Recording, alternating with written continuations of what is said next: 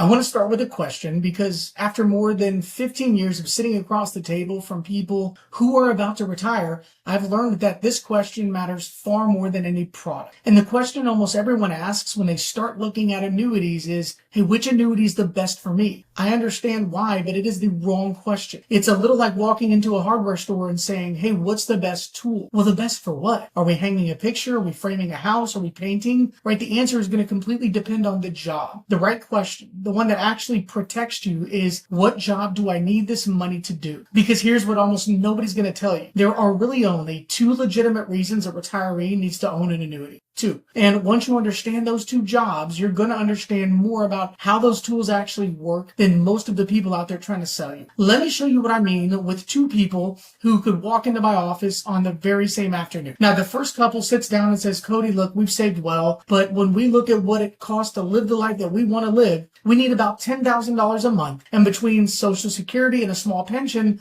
we've got about $6,500 coming in. So there's this gap of about $3,500 a month, and every plan we've seen just says, you know what, pull it out of the portfolio, maybe use the 4% rule. We'll hope for the best. Now that's an income problem. The second couple sits down and says something completely different. They say, hey, Cody, you know what? Our income is handled between Social Security, a pension. We've got some rental income. It covers all of our lifestyle and then some. That's not really our concern. What we think is important is that we want to carve out this chunk of money over here that's been parked in bonds and cash. And frankly, we're not happy with it. We want this money to be protected from the market. We'd like a reasonable return, and we do not want to lose a single dollar to a stock market crash. Is there something that we can get that's better than a bond, right? So it's a growth and protection problem we're solving. Two couples, two completely different objectives. And the annuity that solves the first one is not the annuity that solves the second one's problem. That's the whole game. So let me walk you through both, and by the end, you'll know exactly what conversation is yours. But first, let's talk a little bit about why this even comes up, because it really hasn't always been this way. For most of the last century, if you worked for a large company, you had a pension. You worked, you retired, a check showed up every month for the rest of your life. You didn't have to figure out how to turn your savings into income. Your employer did that for you. That burden really sat on the institution that employed you,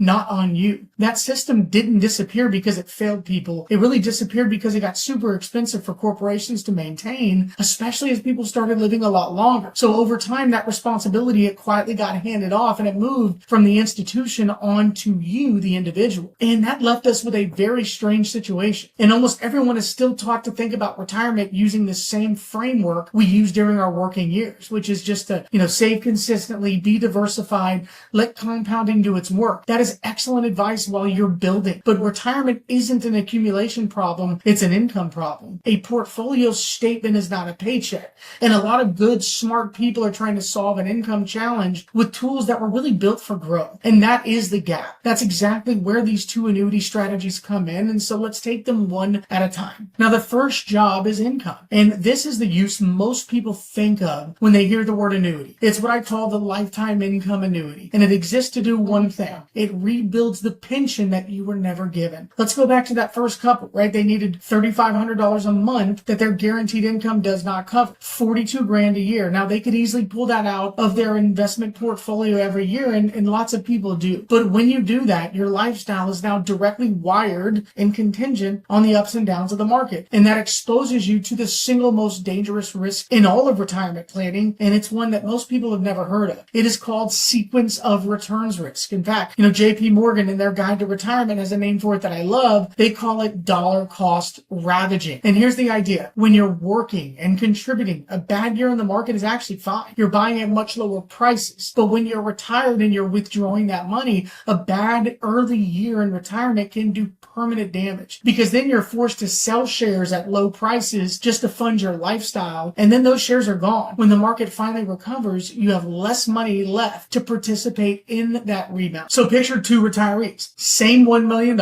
same $50,000 a year in withdrawals, same average rate of return over a 25-year period. But one of them retires into a good decade, and the other retires into a bad one, like the years around 2000 or 2008. The same average return, and yet one of them can run completely out of money while the other one thrives. That's not about how good the market was. It's about when the bad years showed up, and you don't get to choose that. Nobody rings a bell. Now, Layer on the second reality, longevity. Much research has shown that for a healthy 65-year-old couple, there's a 70% chance or so that at least one of them lives till 90. Think about that. So nearly 3 out of 4 couples will have somebody living into their 90s. Longevity is what a lot of smart people call the risk multiplier. I had a mentor that used to say longevity is killing us, right? Because the longer you live, the more time every other risk, market crashes, inflation, geopolitical things, healthcare has to compound against you. This is the problem that the lifetime income annuity was built to solve. Because instead of hoping the market cooperates every single year, you're taking a portion of your savings and you convert it into a contractual income stream that shows up every month for the rest of your life, no matter how long you live and no matter what the market does. You are in effect buying yourself a pension. Now let me make this real. We got Robert and Linda, both 66. They've got about 1.1 million. Social Security and a small pension are going to give them their $6,500 a month. They need $10,000. So again, we're going to have about a $3,500 a month gap or $42,000 a year to solve. At their age, on a joint basis, filling that $42,000 of annual lifetime income only takes roughly $560,000 of premium given today's rates, and we're in 2026. So we take about $560 from their savings and we turn it into a paycheck that they can never outlive. Now watch what happens to the rest of their money, because this is the part that nobody really appreciates. The moment that the income gap is solved, Robert and Linda's remaining portfolio has a completely different job. It no longer has to generate the income for their groceries and their mortgage and their electric bill every single month, even while the market might be falling apart. It's completely off the hook, and that really changes everything. And here's the part that surprises people. This is not just emotional comfort.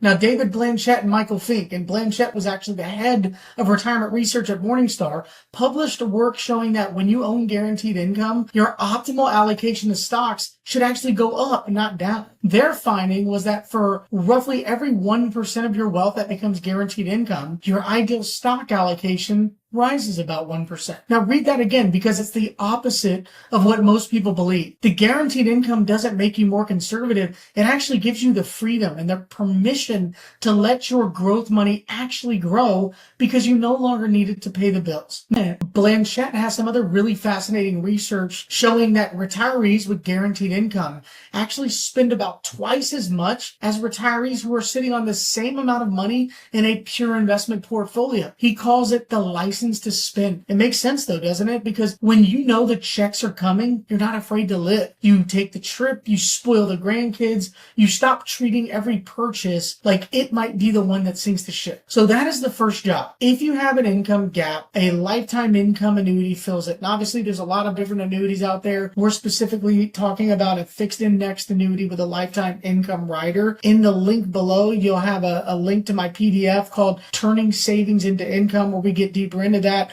It's free. You can go get it right now. But in doing so, it gives your other money permission to do what is best. That's use number one. Now let's talk about the second couple, because their situation is completely different. And this is the use that almost nobody's talking about correctly. This is the person whose income is already handled. They do not need another paycheck. What they have is a pile of money, and it's very often sitting in bond or bond funds, and it's just kind of drifting there without a clear purpose. And here's the uncomfortable truth about bonds that a lot of retirees learn the hard way. For decades, from the early 80s onward, bonds were fantastic. Interest rates fell for 40 years, and when rates fall, bond prices rise. So bonds give you income and gains at the same time. That created an entire generation of advisors who believed the safe side of your portfolio was permanently safe. And then 2022 happened, right? That is when bonds had one of their worst years in modern history. People who thought their conservative money couldn't lose watched it drop double digits. It was a brutal reminder that bonds are not risk-free. They carry real interest rate risk, and when the so-called safe part of your portfolio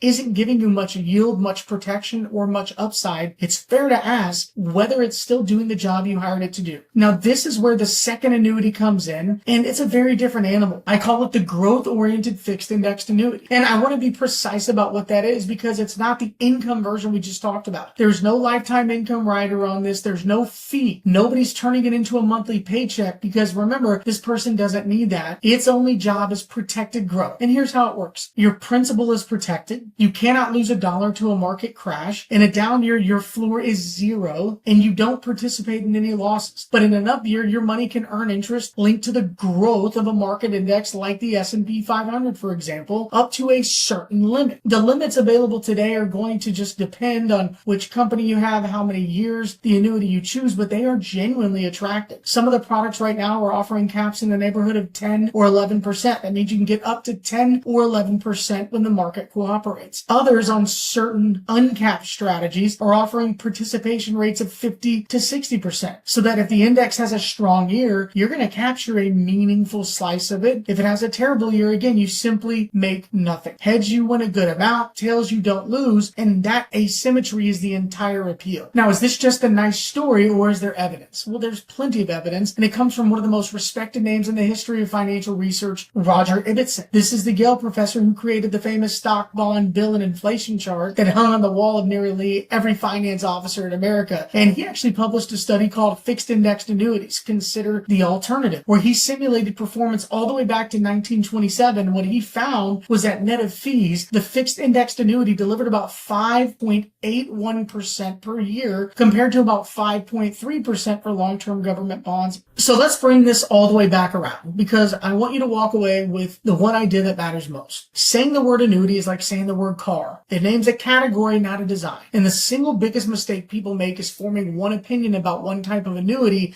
and then applying it to all of them. Different annuities solve different problems. If you have an income gap, the lifetime income annuity fills it and frees your other money to grow. If your income is already handled and you're just tired of what bonds are doing for the safe part of your money, then the growth-oriented indexed annuity is going to protect and grow that money better than the bond ever could in today's environment. Again, same category, completely different jobs. And here's the truth about how this usually goes wrong. Most people who sell annuities, they lead with a product. They've got one specific thing they want to sell, and every person who walks in gets the same thing whether it fits or not. That's backwards. The quality of the decision depends entirely on correctly identifying the problem first. We want to diagnose before we prescribe always. That's what a fiduciary does, and it's the entire reason why this works. So if you're out there right now looking at annuities, getting pitched by somebody, staring at an illustration that you don't understand, where they make it look incredibly favorable, I'd ask you one thing. Before you sign anything, get clear on which of these two problems you're actually solving. Because if the person across the table can't tell you that in plain English, then they're not planners, they're selling. If you'd like to see exactly how this framework applies in your situation and which of these two jobs your money needs done and what the right structure looks like for you specifically, we'd like to help you figure that out. You can schedule a conversation with us directly below using the link. It's a 30-minute conversation, no pressure, no obligation. The goal is simple. We really just want to help point you in the right direction. Because again, at the end of the day, real wealth isn't measured in returns. It's measured in the freedom to use your time exactly how you choose. Hope this helped. We'll see you in the next video.